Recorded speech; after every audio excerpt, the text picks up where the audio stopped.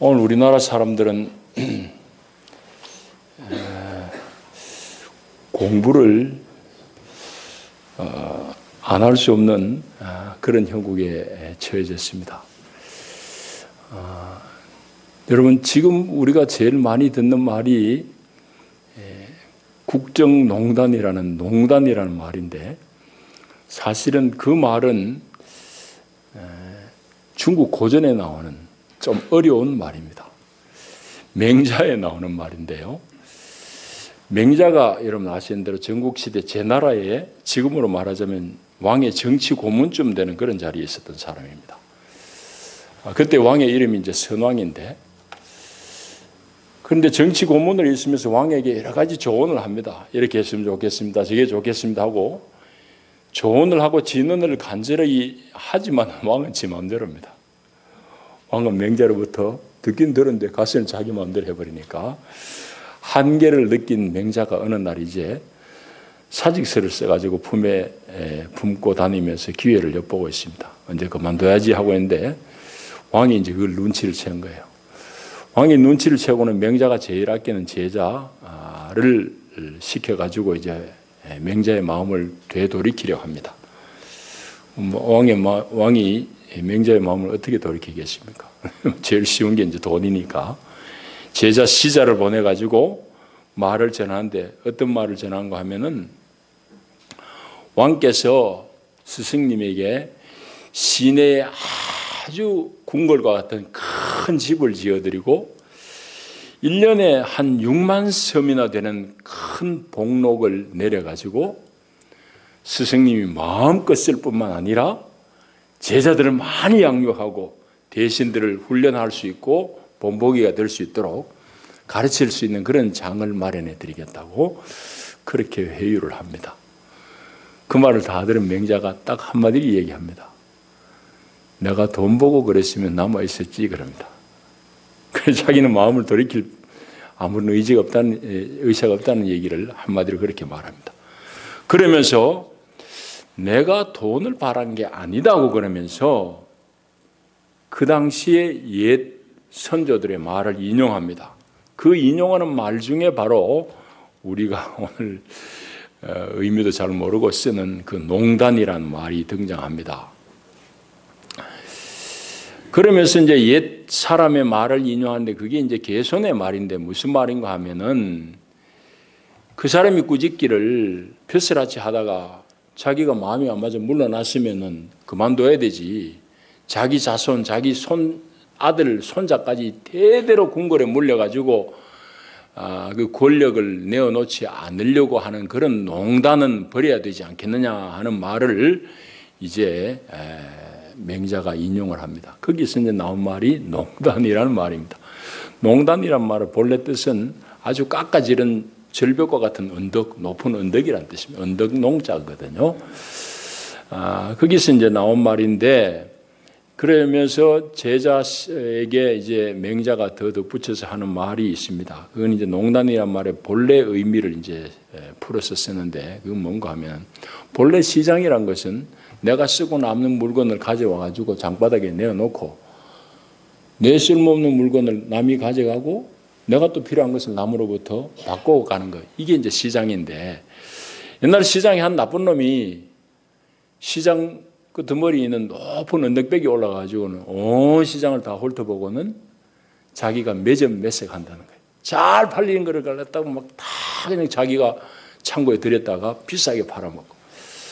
그래서 높은 자리에서 모든 정보를 다 취하는 것을 농단이라고 그런다라고 이제 맹자가 설명합니다.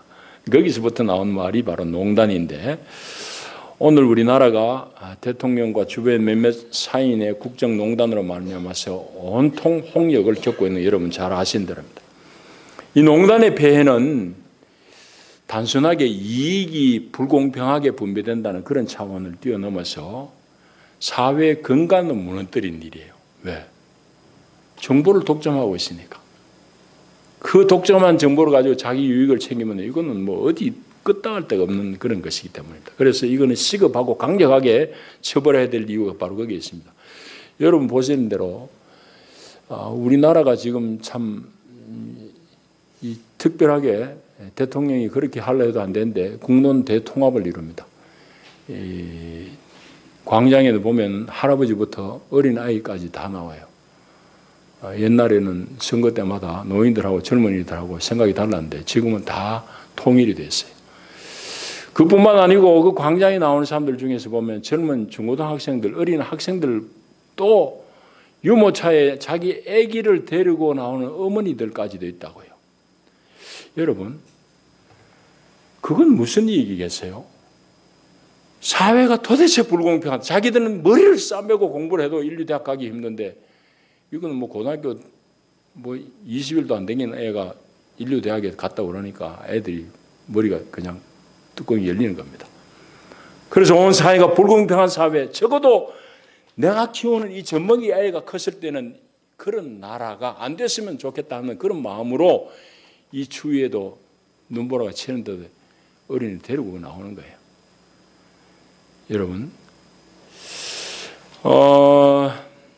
뭐 그런 국정농단의 소문은 일찍부터 나돌았죠. 나돌았는데 대통령이 그냥 뭐 아예 입에 침도 안 마르고 부인했습니다. 그리고 언론도 다루지 않았던 그런 비밀이 이제는 뭐 만천하에 다 드러나 버렸죠. 저는 이것이 하나님의 특별한 기회고 은혜라고 봐집니다. 여러분 보세요. 그렇게 백성들이 그냥 언론들이 농단에 대해서 혐의를, 의심을 얘기하고 정직하게 말하라고 그러는데도 입 다물고 다 거짓말을 했는데 그게 어떻게 이사간 최순실이 사무실에 조그마한 그 태블릿 PC 하나가 남겨져가지고 거기서 다 드러나 버리는 거잖아요. 그거는 정말 우연치고는 너무너무 희한한 우연이라고. 거기서부터 그 꼬리가 다 밟히기 시작한 거예요. 이거는 정말 우리나라 백성들에게는 그나마 천행이에요. 이 위기에서 하나님이 우리나라를 새롭게 하고자 하는 그런 큰 기회라고 봐집니다. 이런 우리 국정농단 어디까지 갈지 앞으로 뭐 얼마만큼 밝혀질지 모릅니다. 여러분 지금 보시는 대로 스포츠 문화 이런 분야만이 아니에요. 동계올림픽 가지고 다 그냥 자기 유익을 챙기려고 장난치고 이거는 뭐 개성공단 폐쇄한 것도 아마도 관계 있을 것이라고 지금 다 그럽니다. 뭐 갑자기 뭐 결정된 것, 주무부서와 관계없이 이런 결정된 것들은 다 배후에 그런 실세들이 장난친 것이라고 봐지는데 뭐 지금 심정을 가지면 아직까지 증거는 나타나지 않았어요. 앞으로 그런 게 다 드러날 것입니다만은 어느 정도까지 이런 일이 앞으로 밝혀질 때마다 백성들은 좌절하고 참 절망할 것입니다. 이제 우리가 이런 형국에서 오늘 특별히 우리 교회는 어떻게 해야 되고 우리는 무엇을 구하고 우리는 어떻게 살아야 될 것인가를 고민하지 않을 수 없습니다. 오늘 특별히 이 본문의 말씀 이스라엘 사람들이 당한 일을 보면서 오늘 우리가 어떻게 행해야 되고 어떻게 살아야 되고 무엇을 고민해야 될지를 오늘 이 본문을 통해서 우리가 좀 하나님의 마음을 얻기를 바랍니다. 오늘 이 내용은 우리가 잘 아는 내용입니다. 이 137편은 바벨론의 포로로 끌려간 히브리 백성들이 하나님 앞에 탄식하고 탄원하면서 부른 애가, 슬픈 애가입니다. 바벨론 강가에 처량하게 부르는 노래예요. 민족적인 애가입니다. 여러분 이 히브리 사람들이 예루살렘을 떠나가지고 바벨론에 가게 된 건 여러분 잘 아시죠? 나라가 건국된 것은 주전 1000년경입니다. 다윗이 통치하던 때가 주전 1000년. 바벨론은 포로로 끌려간 게 뭐 1, 2, 3, 4에 걸쳤습니다만은 완전히 나라가 망해가 끌려간 것은 주전 587년. 그러니까 한 400여 년 나라가 이제 유지되다가 포로로 끌려갑니다. 포로로 끌려가기 전에 하나님은 많은 하나님의 종들을 통해 가지고 너희들 길에서 돌이키라. 여호와 신앙을 온전히 회복해라. 너희들 가운데 우상을 다 제거해라. 바알을 척결해라고 하나님은 많은 선지자를 보내서 꾸짖고 하나님께서 징계도 하시고 그래 했지만은 이 백성들은 도무지 마이동풍이에요. 전에도 말씀드렸지만은 왜 바알을 못 놓아버렸느냐? 왜 대통령이 최아무개를 손을 못 놓았냐? 다 같은 이유입니다. 히브리 사람들이 바알을 놓으면은 자기들이 도대체 나라가 안 될 것 같고, 바알을 놓아버리면은 농사도 안 될 것 같고 나라가 가난해질 것 같은 그런 부담감 때문입니다. 하나님은 비를 내리는 분도 하나님이고 천지를 주관하는 분도 하나님이라고 그러는데 이 사람들은 바알을 계속 섬겨요. 왜? 바알이 풍요를 약속하기 때문에. 바알을 따르면 자식들 잘 낳는다. 바알을 잘 믿으면 너희들이 농사 잘 된다, 사업 잘 된다. 계속 그 얘기합니까? 성전 예배에 오는 이스라엘 사람들조차도 성전 한쪽에는 바알 신상을 세워놓고 아세라 신상을 세워놓고 그럽니다. 말하자면 종교의 혼합이죠. 여러분, 성경은 그걸 단호하게 거절합니다. 여러분, 남의 종교 얘기하고 싶지는 않지만 불교에는 그거 마당에 들어가면 칠성당 이런 거 다 그 이방의 다른 잡신들의 그 섬기는 게 다 들어와 있어요. 뒤죽박죽 섞여 있단 말이에요. 여러분, 성경에서 우리에게 믿으라고 하는 여호와 신앙은 하나님은 한 분밖에 없다고 얘기합니다. 그리고 그 하나님만을 섬기라고 해요. 그런데 이스라엘이 계속 역사 속에서 400여 년 동안 하나님은 섬기는 흉내내고 계속 바알을 쫓아다닙니다. 하나님이 이 종을 들어서 저 종을 들어서 계속 꾸중하지만은 백성들이 들을 생각을 안 해요. 결국은 하나님은 모세에게 예고한 대로 마지막 징벌이 포로로 끌려가 나라 다 망하게 만들어버려요. 그래가지고 주전 587년에 나라가 세워지고 나서 한 410여 년 만에 포로로 다 끌려가 버려요. 포로로 끌려갔는데 지금 이라크 지방입니다. 바벨론 지방이 유프라테스 티그리스 강 하구에 있는 바벨론 제국에 끌려간 거예요. 거기 끌려가가지고 보니까 이 사람들이 너무너무 원통하고 너무너무 분한 일을 만나는 거예요. 뭐가 분하냐? 오늘 본문의 말씀대로만 하면은 하나님을 찬양하고 하나님을 기뻐해야 될 이 사람들이 하나님을 찬양할 때 쓰는 악기를 가지고 바벨론의 권력자들이 자기들의 유흥을 위해서 주연에서 연회적 석상에서 히브리 사람들 불러다가 노래 부르라고 노래 시킵니다. 그것도 보통 노래가 아니고 시온의 노래를 부르라고 그러니까 기가 막힐 노래였습니다. 성전에서 부르는 노래를 여기서 불러라고 술자리에서 불러라고 그러니까 히브리 사람들이 가슴이 매우 찢어집니다. 오늘 여러분 보십시오. 1절에 보시면 우리가 바벨론의 여러 강변 거기에 앉아서 시온을 기억하며 울었도다. 그 중에 버드나무에 우리의 수금을 걸었나니 이는 우리를 사로잡은 자가 이 바벨론 권력자들이 거기서 우리에게 노래를 청하며 우리를 황폐하게 한 이사가 이 바벨론의 권력자들이 기쁨을 청하고 오락을 위해서 노래를 불러라고 하고 자기들을 위하여 시온의 노래 중 찬송가 중에 하나를 노래하라 한다. 도대체 우리가 이방 땅에서 어찌 여호와의 노래를 부르겠는가? 그 히브리 포로들의 마음을 우리가 못 느끼면 이 시편이 읽혀지지가 않아요. 얼마나 원통하고 얼마나 분하겠어요. 그래서 이 사람들이 이 노래를 부른 거예요. 여러분, 이 아침에 여러분들 이 히브리 포로민들의 노래가 들립니까? 그 노래가 들려야지 오늘 우리의 아픔이 보여요.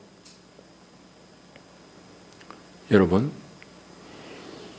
그렇지만은 하나님은 이 유대인들을 히브리 포로 70년 동안 이 백성들을 새롭게 만들어갑니다. 정화해요.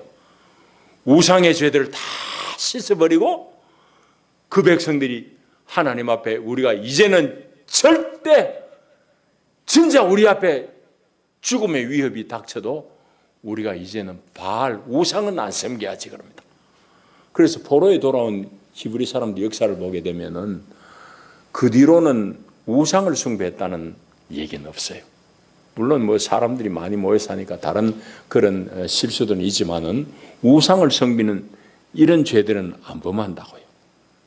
여러분. 그러니까 하나님은 주의 종들을 통해서 말로 하다가 이렇게 때리고 저렇게 치다가 안 되니까 결국은 이 백성들 포로로 다 보내버리는데 그 과정에서 이 백성들의 실패, 포로를 통해서, 포로됨을 통해서 하나님은 이스라엘 백성을 새롭게 회복시킵니다. 그러니까 이 포로됨의 고통을 통해서 하나님은 그 백성들을 거듭나게 만들어버린단 말이죠. 그러니까 이 백성들이 겪은 이 실패와 좌절과 포로됨의 답답함도 하나님의 주권이고 하나님의 섭리죠. 특별히 하나님의 은혜죠. 당하는 그 당시에는 힘들고 어렵지만은 그게 하나님의 은총이 됩니다. 여러분 이제 우리 얘기를 해야 됩니다.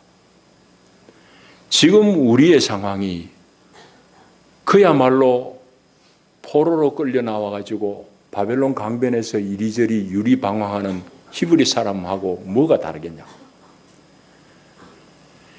여러분 그들의 절망감이 오늘 우리의 절망이에요. 그들의 답답함이 오늘의 우리의 답답함이에요. 여러분 어제 눈보라가 치는데 부인들이 어린 애를 유모차에 태워 나온 사람도 있다. 손잡고 나오더라고. 그 답답한 마음을 여러분 어떻게 헤아리겠냐고요. 적어도 우리는 이런 불합리한 사회 속에 살지만 이 아이를 커서는 적어도 우리나라가 좀 괜찮은 나라, 공정한 나라, 그런 나라가 됐으면 좋겠다는 그거 하나 때문에 애들 그 추운 데도 데리고 나온 거 아니겠습니까? 여러분 어디까지 이 국정농단의 마수가 뻗었는지는 앞으로 이제 그거는 검찰이나 이런 데서 밝혀야 될 내용입니다. 참 한심하죠. 그러나 방금도 말씀드렸듯이 이만큼에서 남아 드러난 것이 하나님의 은혜고 천행이라고 봅니다. 왜? 1년 반 더 헤쳐먹을 놈들이 그 자기들 스케줄대로 못 해먹었으니까. 어느 날 갑자기 드러나 버렸으니까 뒤에 해먹을 거 못 해먹었겠지. 여러분 오늘 그러므로 우리는 이번 이런 어려운 이 사태가 하나님의 정의, 하나님의 공의가 우리 사회 속에 우뚝 세워질 수 있는 기회로 정말 우리가 새로워져야 됩니다. 그뿐만 아니라 교회도 우리 신앙의 일탈을 빨리 고치고 회개하고 교회도 참된 여호와 신앙으로 돌아가야 됩니다. 그 기회로 못 삼으면 우리는 또 언제 이런 기회를 만날지 모릅니다. 제가 누누이 말씀드린 대로 위기는 위험한 기회라는 뜻입니다. 이 기회를 또 놓치게 되면 우리는 얼마나 또 세월을 기다리고 또 얼마나 많은 불합리한 억울한 일을 겪어야 될지 모릅니다. 오늘 우리가 이 히브리 사람들의 아픔을 통해서 우리가 어떻게 할 것인가? 한 가지 얘기입니다만은 두 방면에서 살펴봐야 됩니다. 주보의 일면에 지난주일에도 썼습니다만은 지난주에는 감사주일 말씀 때문에 제대로 좀 못 따랐습니다. 나중에 여러분들 읽어보시고 결국은 이런 모든 우리 사회의 불합리한 이런 비리들의 몸통은 그건 뭐 한나라당도 아니고 박근혜도 아니에요. 사실은 그 몸통은 우리가 제대로 우리 가운데 있는 바알을 척결하지 못한 탓입니다. 그래서 우리는 교회 안에 바알을 먼저 척결해야 됩니다. 교회 안에 들어온 바알 신앙을 배제해야 된다는 말이에요. 여러분, 교회 안에 들어온 바알 신앙은 여러분들 그거는 어려운 건 아닌데 알기에 어려운 건 아닌데 여러분들이 배격하기는 너무너무 어려워요. 히브리 사람들이 어려웠던 것과 마찬가지입니다. 그건 뭔가 하면은 예수 믿으면 다 잘 된다는 그런 기복신앙입니다. 다 잘 됨의 핵심 내용은 하나님을 가까이 하게 된다는 것인데 그 복을 꽈배기 꼬듯이 꼬아가지고 예수 믿으면 축복받는다는 물질의 축복, 다 건강해진다는 그런 기복신앙입니다. 여러분, 우리의 신앙에서 이 위치를 제대로 못 잡으면 앞으로 이런 문제는 또 옵니다.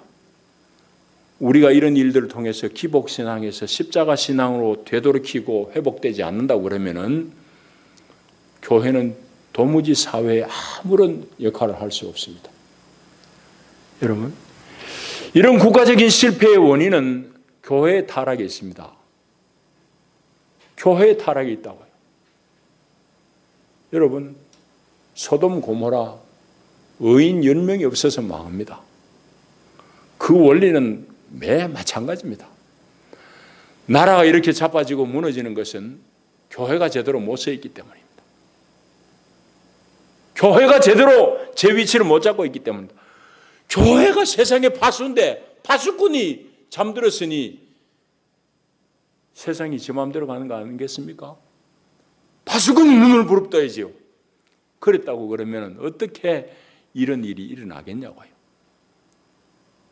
여러분, 그러므로 그거는 지도자의 문제뿐만이 아니고 지도자의 책임이 크고 목사의 책임이 크고 하지만은 우리 온 성도들이 이제는 우리 신앙을 일신해야 된다. 십자가의 신앙을 다시 회복해야 된다. 예수 그리스도의 말씀대로 하나님과 재물을 겸하여 섬길 수 없어요. 내가 다 잃어도 하나님 안 놓치겠다는 이 믿음이 있어야지. 하나님 믿는 건 흉내뿐이고 어디 가면 복 준다 소리만 들어가지고 여기 몰리고 저기 몰리고 여의도 갔다가 어디 갔다가 세상이 그러고 앉아. 주님은 누구든지 나를 따르려고 하면 자기를 부인하고 자기 십자가를 지고 나를 쫓아야 된다고 말씀하셨다. 주님 말씀이 분명한데 우리 성경을 너무 꽈배기 꽈요. 이 그리스도의 원칙, 이걸 회복 안 하면 오늘 교회는 소망이 없습니다. 그런데 교회가 이번 기회에 일신할 수 있는 기회는 저는 대단히 어둡게 보는 사람입니다. 성경적으로도 그렇고 좀 이따 뒤에 예를 한번 다시 살펴보면 그런 제 생각이 들 수밖에 없어요. 그러나 그럼에도 불구하고 적은 무리라도 교회는 이런 일들을 통해서 우리 신앙을 일신해야 됩니다.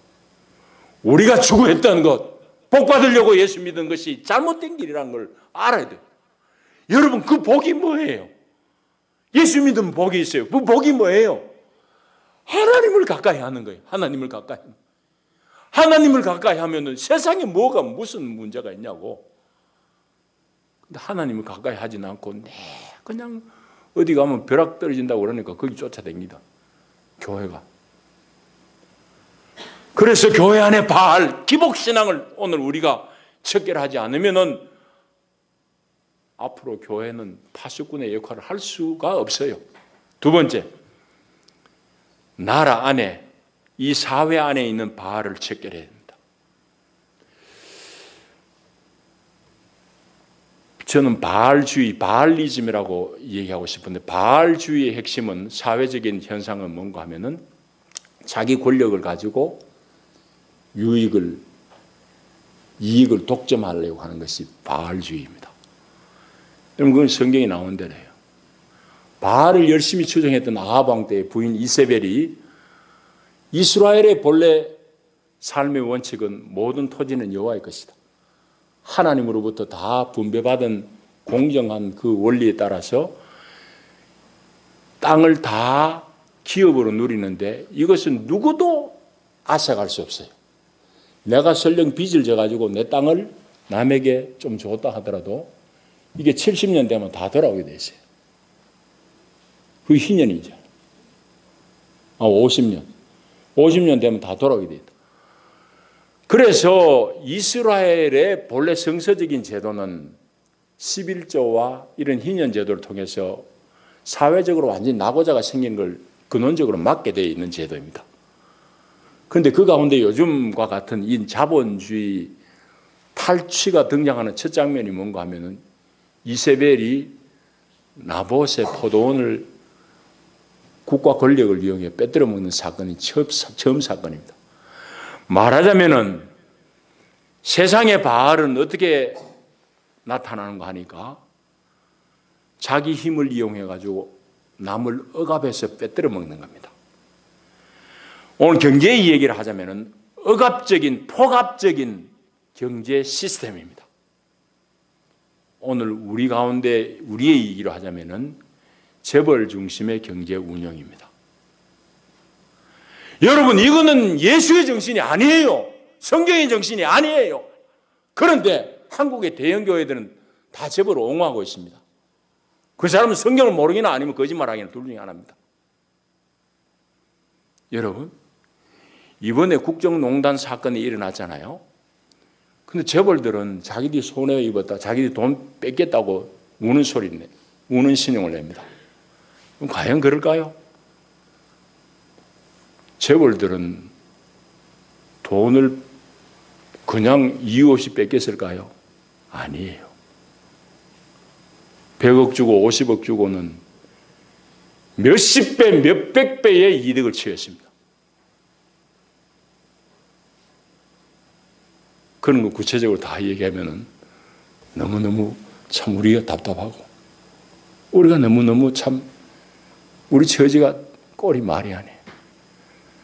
재벌들은 그렇게 자기들이 피해를 입었다고 얘기하지만은 그놈들이 뒤로는 다 유익을 취했어요. 말하자면 국가 권력과 재벌들이 공범자들입니다.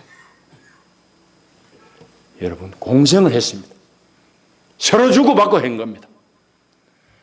여러분, 그런데 앞으로 우리는 분명히 말씀드리지만 성경도 그게 아니라고 그러지만 앞으로는 세계 경제 환경이 절대로 재벌 중심으로 잘 될 수가 없는 환경으로 급격하게 지금 바뀌고 있습니다.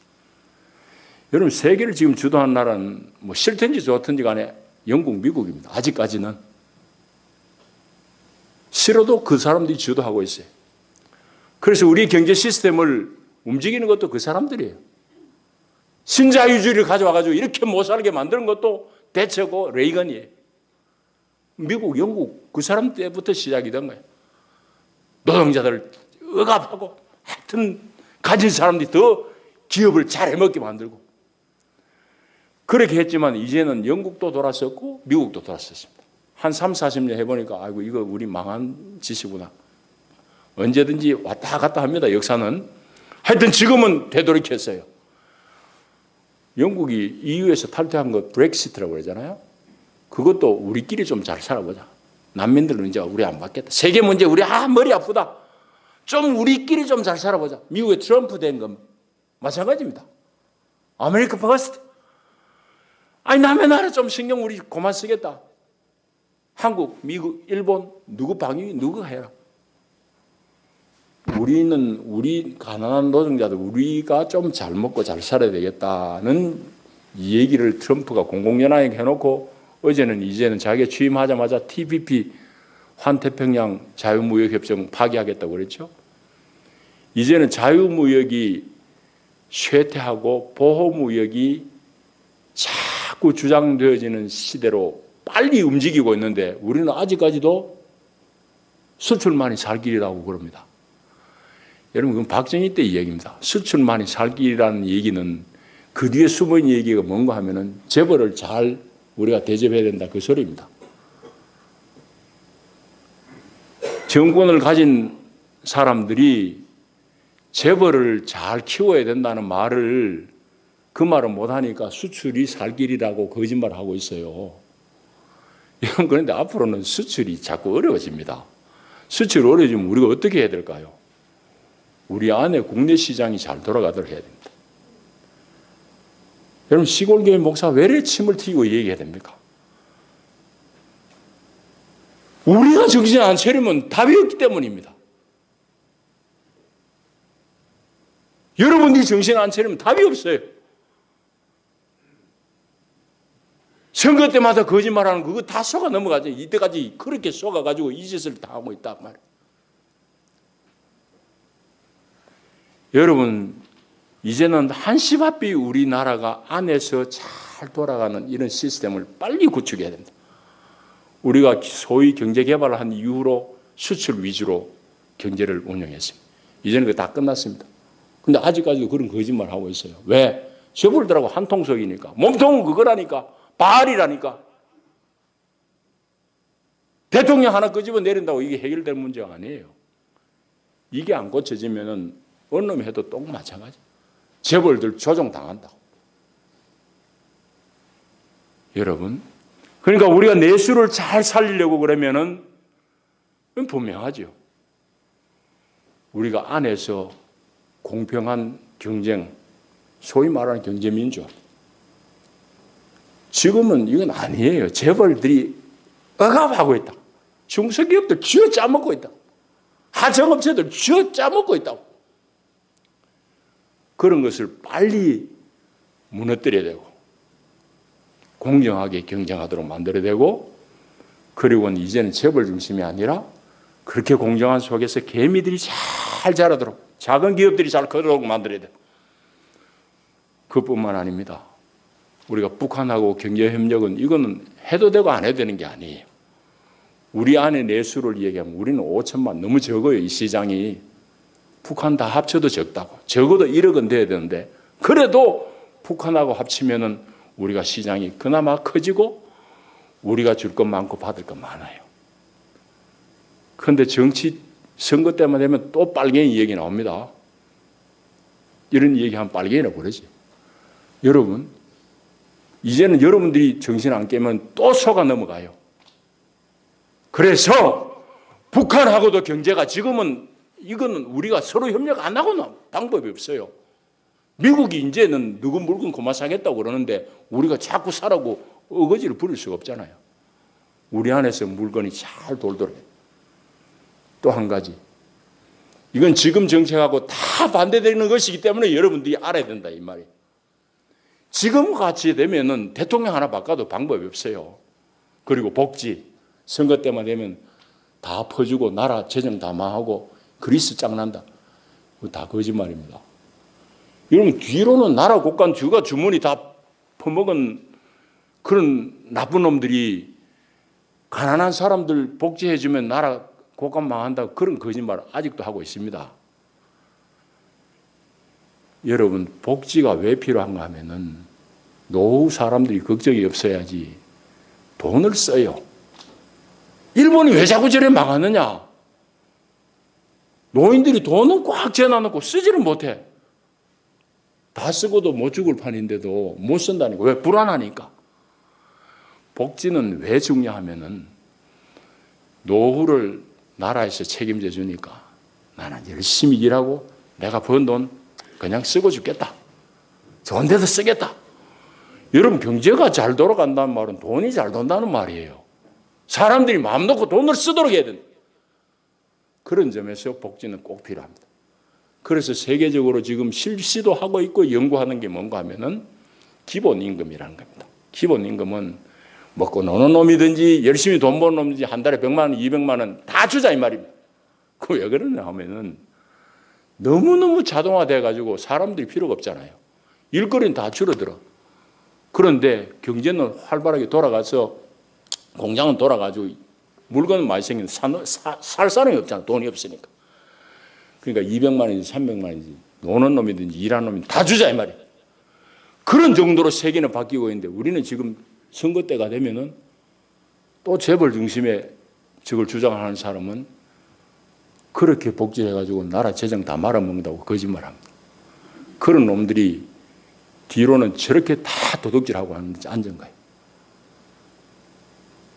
여러분, 이거는 도무지 성경의 길이 아니에요. 이제 우리가 말씀을 정리해야 됩니다. 포로된 이스라엘 백성들의 답답함, 그들의 통곡, 그러면서 그들은 자기들의 잘못을 통회하고 예루살렘을 사모하면서 기도하면서 하나님 앞에 순전한 여호와 신앙을 회복했습니다. 오늘 우리가 포로된 것 같은 이런 답답한 일을 만나는데 이거는 우리 민족이 일신할 수 있는 기회입니다. 교회도 회복할 수 있는 기회입니다. 여러분, 오늘 우리가 이 기회를 놓치지 않으려고 그러면은 교회 안과 사회에 있는 이 바알의 정체를 잘 봐야 됩니다. 그리고 이 바알 숭배를 배격하고 배척을 해야 됩니다. 이거 해결 못하면은 박씨 하나 빼면은 다음에 올라가 다른 대통령 또 마찬가지예요. 대통령 책임져야죠. 내려와야 되죠. 그러나 그것만으로 끝이 아니라고. 그런데 사람들은 눈앞에 것만 보이니까 자꾸 내려오라고 아우성칩니다. 내려와야죠. 그 다음에는 여러분, 이번에 하나님이 우리에게 큰 기회를 주셨습니다. 이 기회가 자주 오지도 않고 자주 오면 다 자빠지고 넘어지고 죽고 맙니다. IMF 때 얼마나 많은 사람이 실직을 당하고 자살하고 그랬어요. 근데 그것은 우리가 회복될 수 있는 좋은 기회인데 재벌이 망하게 만들어놨는데 재벌을 더 키워놔 버렸습니다. 그건 결국은 백성들이 눈이 안 열렸고 재벌 중심에 정치하는 놈들이 장난치기 때문입니다. 여러분, 이 기회, 이번 기회 우리가 다시 한번 놓치면 또 30년, 40년 고생합니다. 또 불합리한 속에서 우리 고통당할 겁니다. 그런데 저는 참 염려하고 기도하는 게 이게 결코 쉬운 일이 아니다. 바알을 끊기가 결코 쉽지 않다고 생각됩니다. 여러분, 한 대형교회 누구라고 그러면 여러분 다 아실 겁니다. 그분이 최근에 주일 설교한 게 신문에 나와 있더라고요. 다 할 수는 없고 짧게 인용하면 이렇습니다. 청와대 가서도 그런 얘기 했다고 그러는데 설교의 내용이 이렇습니다. 박근혜 대통령이 우리 5천만 민족 중에 제일 불쌍한 사람이다. 그렇게 불쌍한 사람이 있느냐고. 그러니까 그 사람이 최태민이 손을 안 잡을 수도 없고 최순실이 손을 안 잡을 수도 없었을 것이다. 그러니까 우리 그 사람을 위해서 기도하자고. 그렇게 설교했습니다. 여러분들도 거기 있었으면 다 아멘 했겠지요. 여러분, 그런데 제가 그분이 시골에 할머니들 10명 앉혀놓은 교회 목사라고 그러면 이해할 수 있습니다. 사실은 그런 설교는 대단히 무책임한 설교입니다. 도대체 10,000명 성도를 앉혀놔놓고 그따위 설교를 하는 거, 그런 설교가 어딨냐고. 이것도 좋고 저것도 좋으니까 막 기도하고 지나가자는 얘기 아닙니까? 그거 외에 무슨 다른 얘기가 있냐고. 그런 소리를 한국 교회의 큰 교회 지도자라는 사람들이 그렇게 느긋하게 하고 앉았습니다. 그러니까 나는 이게 기회가 안 될 가능성이 많다고 보는 사람 중에 하나죠. 여러분, 그런 설교는 교인들을 도대체 생각 없는 문외 인간으로 만듭니다. 어디가 책임이고 뭐가 잘못된지 이 얘기가 없어요. 다 불쌍하니까 듣고 넘어가자는 얘기밖에 안 하니까. 다음에 또 일을 당하면 어떡하겠어요? 이번에도 불쌍하니까 우린 넘어가자.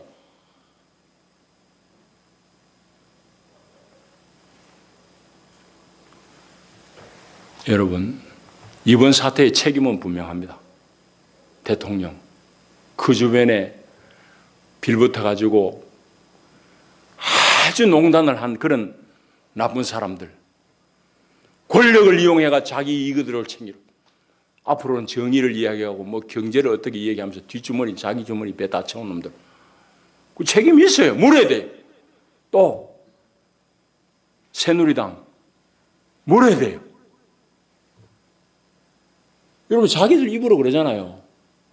박근혜 옆에 최순실이 있는 거 몰랐다고 그러면 다 거짓말을 하고. 누구 키 큰 양반이 그러죠? 그 얘기는 뭐냐는 얘기야. 벌써부터 그 당에서는 웬만한 핵심에 있는 사람들은 다 알았다니. 다 알았는데 왜 그 사람을 대통령 후보로 세웠냐고. 자기들 기득권을 안 올려고 그러니까 그런 거 아니에요. 다른 인물 없으니까 그 사람이라도 세워야지 대통령 안 뺏기겠다 싶으니까 그 짓을 한 거 아니냐 말이에요.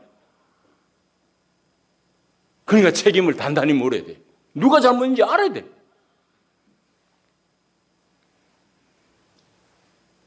여러분, 더 심각한 것은 이런 것들을 바로잡아야 될 교회의 직무유기입니다. 교회는 세상을 향한 파수잖아요. 그런데 한국 교회 옛날에는 그런 사람이 한둘 있기나 있었는데 요즘 누가 있냐고요. 소위 영향력 있는 사람 중에 그 얘기를 누가 했냐고. 요즘에서 뭐 시국 선언하는 그런 큰 교회 목사들이 있습니다만은 참 답답한 노릇이에요. 뭐 안 한 것보다는 낫지만은 그 전에 좀 하지. 다 자빠지고 힘없는데 지금 시국 선언한다고 큰 교회 목사들이 어줍잖게 나서는 거 참 그것도 보기 별로 안 좋아요. 여러분, 그러니까 더 심각한 책임은 교회 수습안관이라고. 여러분, 절대 권력을 구가하던 다윗이 잘못할 때도 나단이 선지자가 가지고 자기 목숨을 걸고 진언을 할 때 다윗이 자기가 죄인이라고 무릎 꿇었잖아요. 정말 올곧은 하나님의 종이 대통령 앞에 가서 당신이 범한 죄가 뭐냐고 무릎 꿇으라고 백성들 앞에 빌으라고 그래야지. 그거 가지고 불쌍하니까 기도하겠다고 이딴 소리는 하고 수만 명 앉혀놔놓고도 그런 소리는 하고 그러니까 계속 반복되는 거라고요. 여러분, 우리에게는 이런 지도자를 앞에서 제대로 말해내는 영적인 지도자가 없는 것이 우리의 불행이고 교회의 책임입니다. 오늘 우리는 히브리 포로민들 같이 바벨론 강가에 던져져 있는 그런 암담함이 우리에게 있습니다. 그런 절망이 우리에게 있습니다. 이런 바벨론에서 우리가 할 수 있는 유일한 일은 정말 울면서 통회하는 일밖에 없습니다. 137편은 울면서 하나님 앞에 통회하는 시예요. 오늘 우리가 할 수 있는 유일한 일도 하나님 앞에 우리의 죄를 통회하고 울며 기도하는 거예요. 그런데 본문은 우리에게 중요한 얘기를 하나 더 하고 있습니다. 울며 기도하는 게 다가 아니고 히브리 사람들의 기계를 얻어야 됩니다.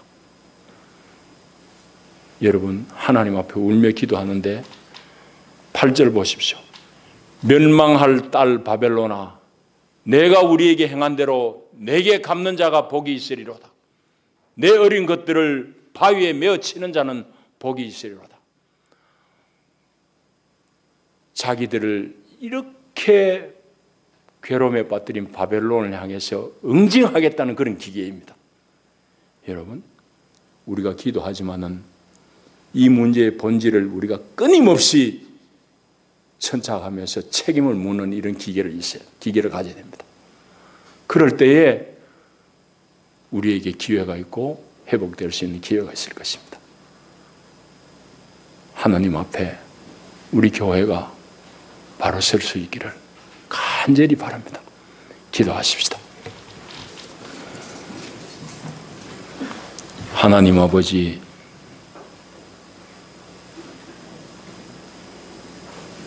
오늘 나라가 이렇게 다 무너지고 대통령이 온갖 죄목의 피의자로 검찰 앞에 소환을 되는 이런 참담한 일을 우리가 겪고 있습니다. 하나님, 이 모든 일의 배후에는 바알을 척결하지 못한 우리의 잘못입니다. 아버지, 우리를 도와주시고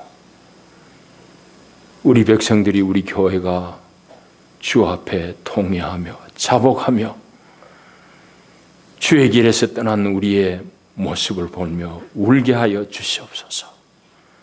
주여, 우리를 살려주시옵소서. 주여, 이 나라를 불쌍히 여겨 주시옵소서. 열강들 앞에 놀이개같이 주여, 우리가 조롱거리가 되고 있습니다. 주여, 우리를 지켜주시옵소서. 예수님 이름으로 기도하옵나이다. 아멘.